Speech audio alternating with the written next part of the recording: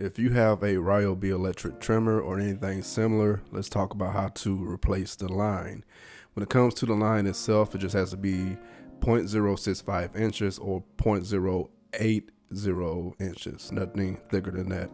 Besides the line, we just need some scissors or knife to cut the line with. To open up the first part of the tray, just squeeze the sides of it and pull it out. It snaps in and it just snaps out.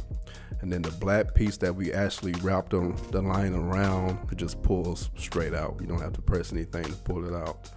Now, we have to wrap the line around the little black piece the way the arrow suggests that you wrap it around.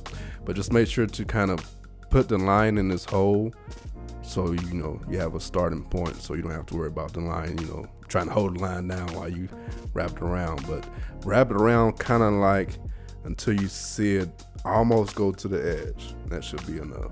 After we have the line tightly around this black plastic piece, just snap it into this hole here to hold it into place and leave some slack so we have some line to work with.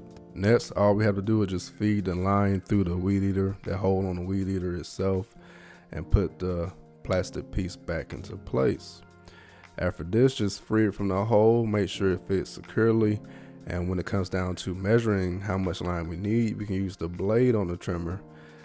The blade doesn't really help with cutting it, when you try to do it by hand. That's why we need the scissors.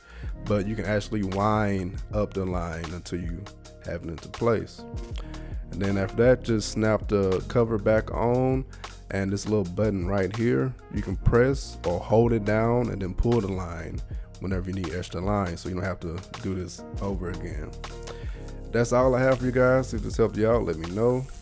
Much love to each and every one of you. I'm your downloading pirate, and I'm out.